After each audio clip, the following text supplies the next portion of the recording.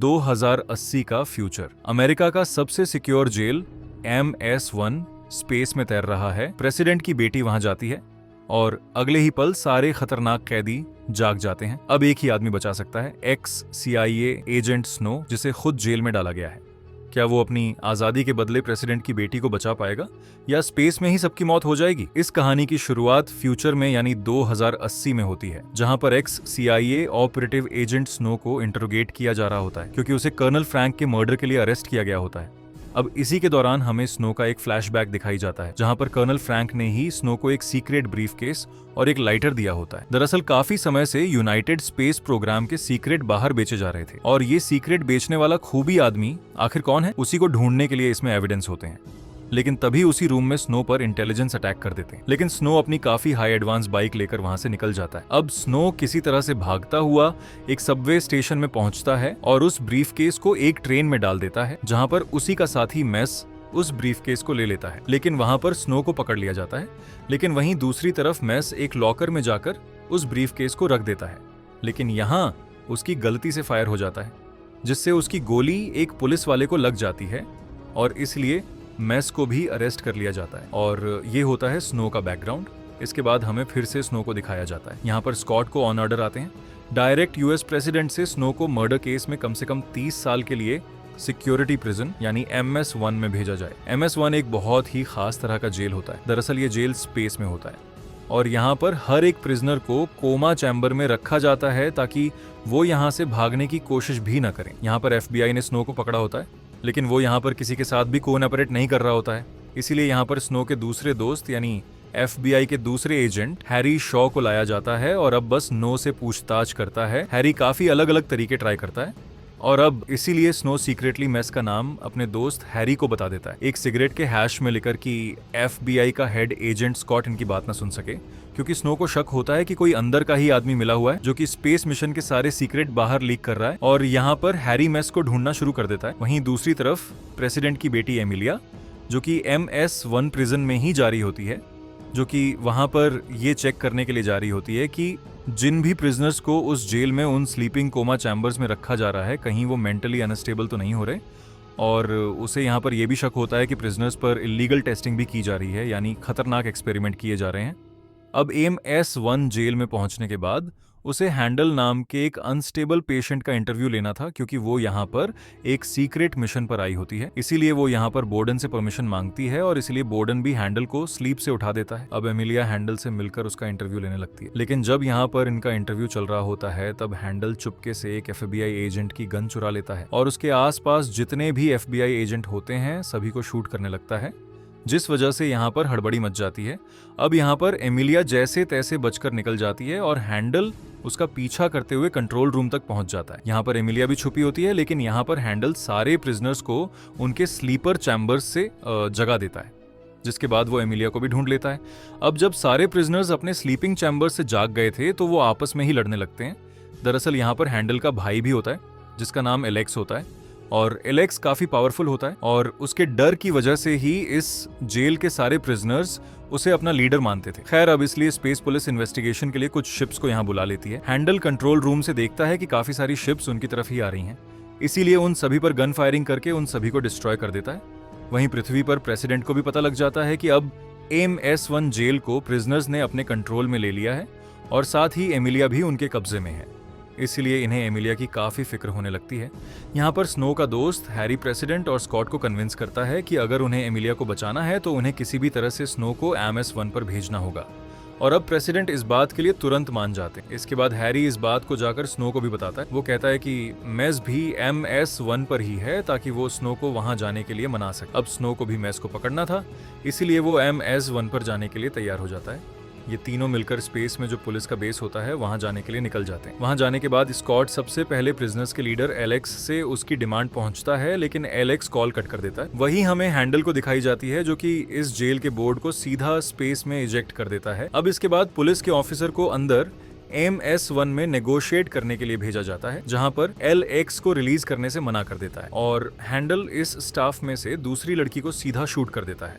और जो officer negotiate करने के लिए गया था एलेक्स उसे भी मार देता है। ये सब देखने के बाद स्नो सीधा MS-1 के अंदर हमला करने के लिए चला जाता है, लेकिन एक प्रिजनर स्नो को अंदर आता देख लेता है और वो एलेक्स को बता देता है, और अब इसलिए एलेक्स स्नो को मारने का ऑन ऑर्डर देता है। साथ ही यहाँ पर एलेक्स को ये भी पता लग जाता है कि एमिलिया और कोई नहीं बल्कि प्रेसिडेंट की बेटी है। दूसरी तरफ फैमिली को दिखाई देता है जो कि एक प्रिजनर को फायर एक्टिवेट यूजर से जख्मी कर देती है। तो वहीं दूसरी तरफ स्नो काफी मुश्किल के साथ MS-1 के प्रिजन में एंटर हो जाता है, लेकिन एमिलिया को लगता है कि शायद वो भी प्रिजनर है, इसलिए वो उस पर भी अटैक कर देती है। जिसके बाद एमिलिया और उसका बॉडीगार्ड एक कंपार्टमेंट में छिप जाते हैं और एलेक्स उन्हें ढूंढने के लिए जाता है, जहां पर एलेक्स और उसके बाकी सभी साथी पहुंच जाते हैं। स्नो उन्हें देखकर यहीं पर छिप जाता है और उनके जाने के बाद स्नो कंप्यूटर पर मेस की जानकारी लेने लगता है, जिससे उसे पता लग जाता है कि वो कौन सी जगह पर है। वहीं दूसरी तरफ एमिलिया जिस जगह पर छिपी होती है उस चैम्बर में ऑक्सीजन खत्म होने लगता है, जिस वजह से उसका बॉडीगार्ड काफी अजीब बिहेव करने लगता है और वो खुद को ही शूट कर लेता है ताकि एमिलिया को ऑक्सीजन मिल सके।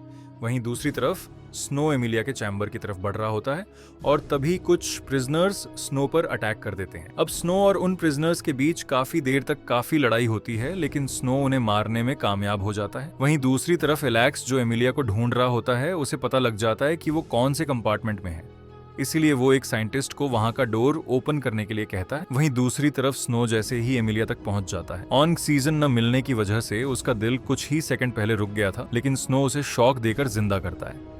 लेकिन तब तक एलेक्स के प्रिजनर्स वहां पर पहुंचकर इन पर अटैक कर देते हैं, लेकिन यहाँ पर स्नो का एक बॉम्ब उन पर ब्लास्ट हो जाता है, जिससे कई सारे प्रिजनर मारे जाते हैं। स्नो लगातार अपनी टीम के संपर्क में था कि कैसे एमिलिया को बचाकर लाया जाए, लेकिन एलेक्स को इसके बारे में पता लग जाता है और वो इस ट्रांसमिशन को बंद कर देता है। यहाँ पर एमिलिया को काफी चोटें होती हैं, इसलिए ये लोग एक रूम में जाते हैं। यहाँ पर स्नो उसकी चोटों को देखता है और फिर उन पर दवाई लगाता है और उसका पूरा हुलिया चेंज करने के लिए उसके बालों का हेयर कट करता है और साथ ही उसके बालों का रंग भी बदल देता है। यहाँ पर एलेक्स को एक वीडियो फुटेज में देख पाते हैं जहाँ पर वो एमिलिया को ढूंढ रहा होता है, और अब ये दोनों अपने अपने कपड़े चेंज कर लेते हैं ताकि ये दोनों भी प्रिजनर जैसे लगे। अब वहीं जो इनके स्पेस पुलिस बेस होता है वहां पर इनके प्रेसिडेंट आते हैं। तो वहीं अब MS-1 पर स्नो और एमिलिया मेस को ढूंढने के लिए निकल जाते हैं। अब इसके बाद इन्हें कुछ प्रिजनर मिल जाते हैं और इनसे एक प्रिजनर कोड पूछते हैं, जो कि इन प्रिजनर का एक सीक्रेट कोड होता है, लेकिन वो इन लोगों को पता नहीं था, इसीलिए प्रिजनर इन पर अटैक कर देते हैं। अब इनसे बचने के लिए एमिलिया गेट खोलने की ट्राई करती है और स्नो गन फायर करता है, लेकिन काफी ट्राई करने पर भी एमिलिया से वो गेट नहीं खुलता, और अब इसीलिए स्नो उस गेट को खोलने के लिए जाता है और एमिलिया उन सभी पर गन फायर करती है।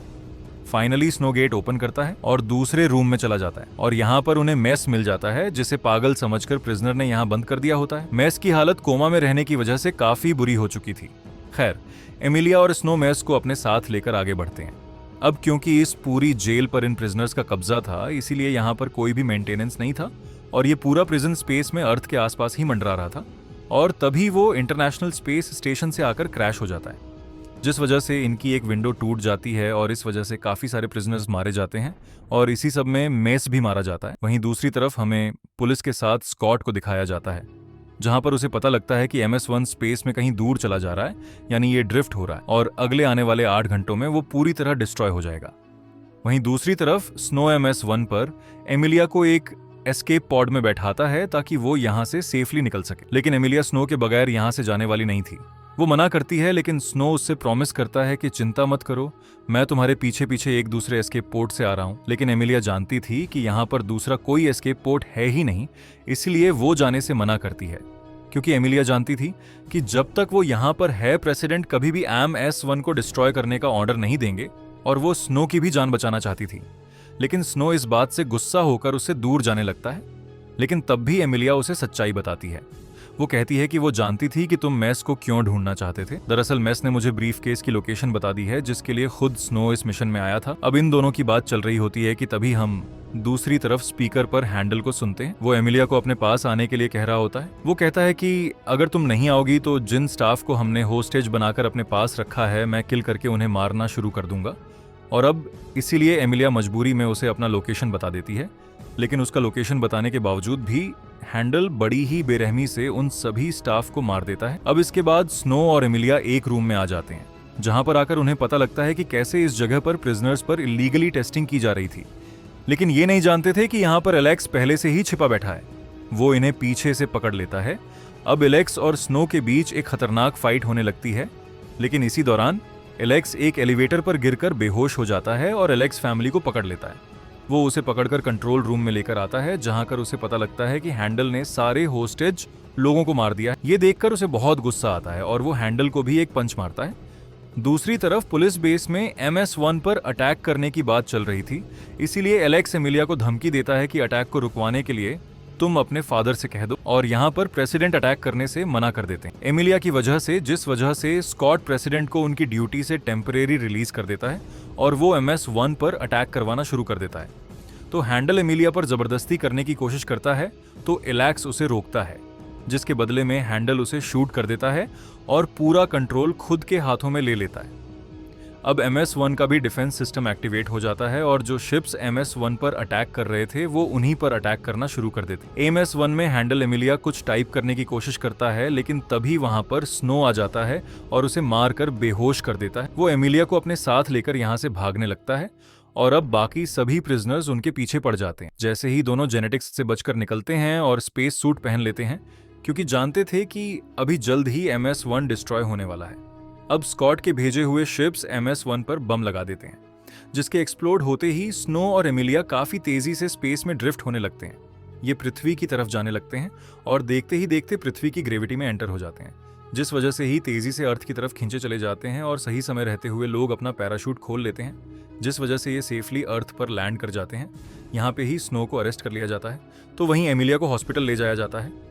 एमिलिया जब ठीक हो जाती है तो मेस ने जो उसे कोड दिया था ब्रीफ केस तक पहुंचने के लिए, वो उसकी बताई हुई लोकेशन से उन लॉकर्स तक पहुंच जाती है और कोड डालते ही उसे ब्रीफ केस मिल जाता है। फिर वो उस रूम में भी जाती है जहां पर फ्रैंक को कर्नल पर गोली चलाते हुए देखा गया था और उसे पता लगता है कि उस रूम में मिलर था, जिसकी वजह से इस कोड को लगा था कि स्नो ने ही कर्नल पर गोली चलाई है। लेकिन स्नो ने कर्नल पर नहीं बल्कि उनके मारने वाले पर गोली चलाई थी जिसने कर्नल पर अटैक किया था। अब यहाँ पर एमिलिया ब्रीफ केस को FBI को दे देती है। वो ब्रीफ केस हैरी तक पहुंच जाता है, जहां पर हैरी एक परफेक्ट लॉक कॉम्बिनेशन मिलाकर उसे खोलता है और ब्रीफ केस खाली निकलता है। यहाँ पर स्कॉट भी खड़ा होता है और यहाँ पर हमें पता लगता है कि ये सब स्नो का ही प्लान था और हैरी वो मोल है जिसके बारे में कर्नल को पता चल गया था, जो कि स्पेस स्टेशन के सारे सीक्रेट बाहर दे रहा था और उसी ने ही कर्नल को मारने का प्लान बनाया था।